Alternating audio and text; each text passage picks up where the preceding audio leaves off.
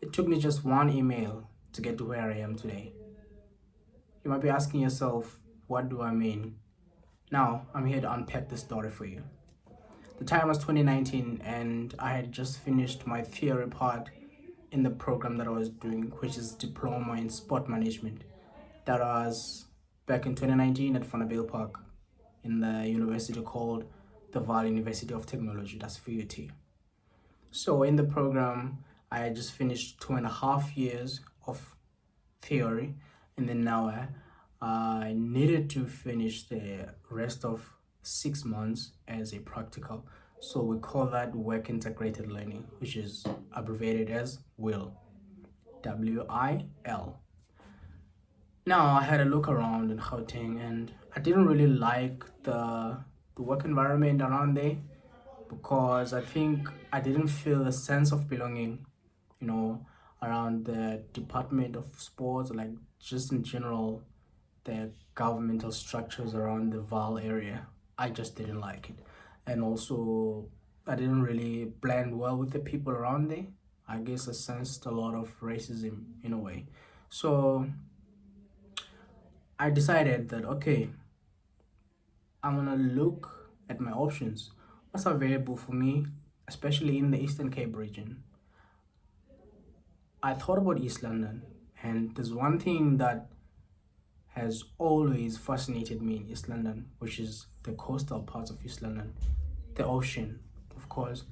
I was just looking around, spots around East London, and then something just popped up: Buffalo City Sports Academy. I went to their website and then I found their details. And then, yeah, somehow I actually just thought of sending an email to the academy. Long story short, I sent an email. Hey, dear so and so, my name is Azol. Uh, I just finished my theory in sport management, and I need to do 6 months of work integrated learning so I can graduate. Can you please consider me? And then surprisingly, they didn't take much time. They immediately responded to my email. I was so surprised because when I was sending an email, it was just a random try, you know, and I didn't send it to anyone else except for Buffalo City. Imagine, like, I just threw all my eggs in one basket, and then they responded to me, okay, and then part of their email asked me that, hey, would you mind starting immediately next week? So I don't still remember the days correctly, but it was during the week, let's say Wednesday, and then they wanted me to immediately start on a Monday of the following week. Now, this sounded too good to be true, but I followed my instincts because it's something I really wanted. I wanted to be out of Gauteng so bad. I wanted to go back home, and home meant being in East London because East London is not far from home, not too far from home. I was like, okay, we are doing this. So I responded. I said, yes, yeah, of course. I can manage to come to work on Monday next week.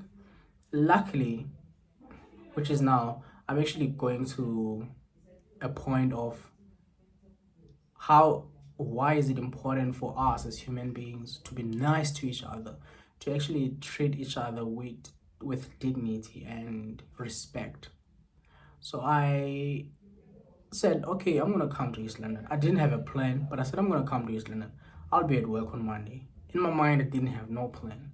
How am I gonna do it? Okay, I quickly remembered I just met a lady. Um, she's from East London. I don't know what she was doing at campus at that time. She was not even a student. She was just vibing with her friends around there. Uh, just talkative, talking with everyone. Like, the one person who just talks with any stranger that they find. So I happened to meet this girl.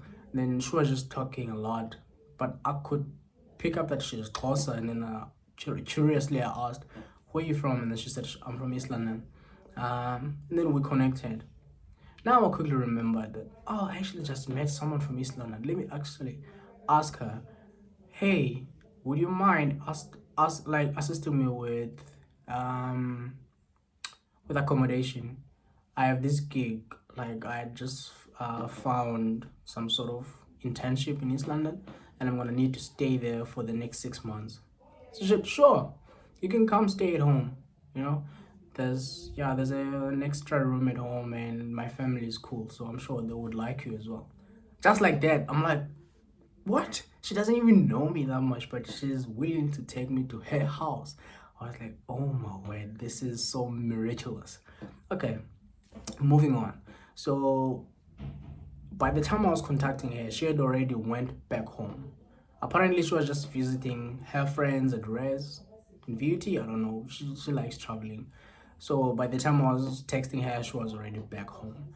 So that made things easier for me because I traveled over the weekend, went to East London, from Gauteng to East London. And when I got there, she directed me, like from the bus station to her suburb. Then I went there. She fetched me from the stop, from the bus stop, and I settled in. Monday morning, woke up, and luckily her family was so cool. Like the best family I've ever met in my life. They were so cool. They accepted me. They didn't want anything from me like money wise. They just said, settle in, go fix your your job things and whatsoever your process, and then we will also assist you look for an accommodation. So I stayed there for like a month. It was so nice. I think almost 2 months, yeah. Because now I also, of course, like I'm a Xhosa man. When I'm coming home, I would, like buy some groceries, like just to contribute, and not even, and not just sit there and eat for free or whatsoever. So I made sure that I do a little bit of contribution, even though they said they don't want anything from me. But I was like, no man, let me just contribute. I'm fine with that. And then they were like, okay, cool. If you see it that way, but we don't really want anything from you, which shows Ubuntu, guys. Like there are still people out there who are genuinely caring about the other person. So I did my work processes. I went to to Buffalo City Sports Academy. Uh, did all the processes, signed everything I needed to sign, and I started working. Luckily, I still had my financial aid, which is NSFAS. So they continue funding you throughout your practical period until you are done. So for that remaining 6 months, I still had that allowance for groceries at least. Um, how much was it? I think it was around 1.4 a month. I'm not like I don't remember it well, but yeah, around those amounts, 1,004, 1,600. Yeah, so I still had that, and it actually sustained me for that period of time. Because at the Buffalo City Sports Academy, unfortunately, there was not enough funds, so they were paying me around 320, 320 a month. Yeah, so I would add it, then I would have like close to 2,000 rands a month, and yeah, life went on. And during the time, I think at the Buffalo City Sports Academy, I worked for like 3 months. So from July, August, September. And then during the time, they informed me that, you know what, actually, there is an NGO that we work closely with around here. It's called Waves for Change, and they are looking for a coach. So we think you would be a good fit there. So I was within the Buffalo City Sports Academy. I was doing sports admin, like everything related to sport administration. I was also coaching under 10 and 11 young boys, soccer boys, and I was responsible for capturing the player profiles, all that data set, all the data work that people don't want to do, they just throw it to you. So I was responsible for all those things, like the little details of the team and the organization. But quickly, since they were running out of funds and they were running out of sponsors, so all the sponsors were pulling away. So they recommended me to Ways for Change. So I went on and then I got interviewed with Ways for Change. Luckily, Ways for Change liked me and they took me in. So I transitioned now from Buffalo City Sports Academy to Ways for Change. And I started working as a caring coach, but I didn't know how to surf. So now it was a new challenge. I had to learn how to surf first so I can be comfortable as the other coaches, because Waves for Change deals with surfing. Whatever that we do revolves around water, the sea water, surfing. You want to teach a lesson, you integrate it with surfing. So it makes sense for you to at least be able to be a basic surfer. So I had to go through all that process, like starting from scratch. At the time I was 21. So I had to, like start from scratch and learn. Like when you are literally willing to be a toddler, switch your mind off and clear everything that you know so you can focus and learn something new. That was me. It doesn't matter how old the person is that is teaching you. You just have to obey, follow the rules. That was me. Swallow your pride. I swallowed my pride and learned whatever I had to learn. And then within 2 years, I was average surfer, which is something great. And I had already established like great relationships with kids. Everything was just flowing nicely, which is something good. So, uh, moving on, I served for like 2.5 years at Ways for Change as a coach, and during that process, there was a position available in Cape Town for, it was called like youth liaison.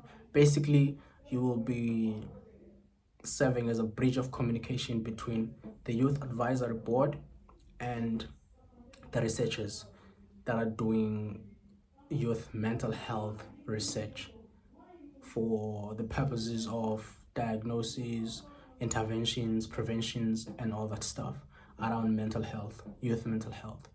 So there was this youth advisory board that was already established, but they wanted somebody to manage it. And I happened to be the best candidate for that. And then they said, okay, you're gonna come to Cape Town. You're gonna be based at Ways for Change. You're still gonna do some of Ways for Change work, but now also you're gonna integrate all that with the work from UCT. So you're gonna combine that together and do it all at Ways for Change.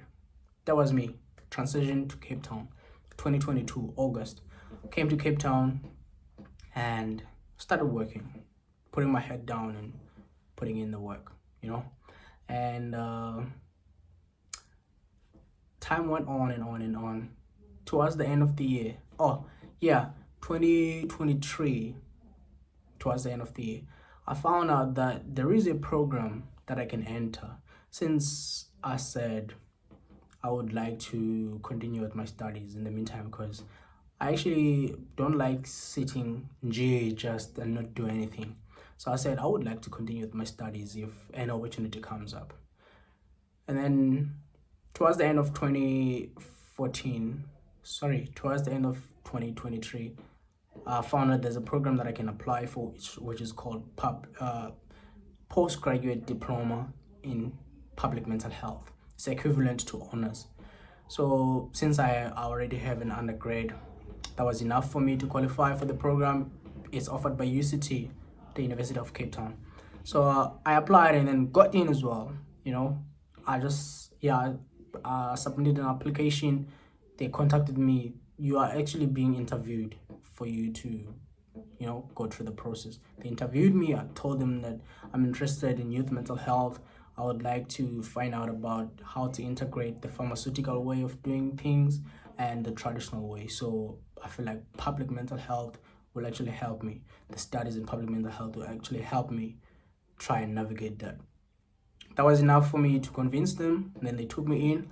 They gave me funding. And then I started studying. After that, like the quality of people I've been exposed to, the events that I attended, the sort of network that I got exposed to is so incredible. Really, really incredible. I never even manifested this type of life. Like when you are sitting in a room, like looking around, there's professors, decision makers, global people, funders, you name them. they're around and you feel so safe, and they keep on asking you about your story, you tell it. It's so amazing. And people happen to love my story so much that I don't get tired of telling it. Like, I promise you. You can wake me up 12 a.m. and ask me to tell you about my story. I'll tell you from the beginning to the end. So what I'm trying to say is sometimes you just have to create opportunities for you. You just have to wake up and send that email. How no matter how crappy it is.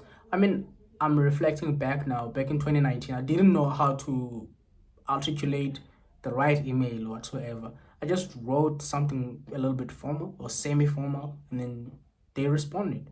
So sometimes I understand that we have those insecurities that I'm not good enough to, send this email. My English is not good. You like when I'm talking in this video now, you can tell my English is not as good, but I'm trying because I try and read books as much as I can, even though it sucks.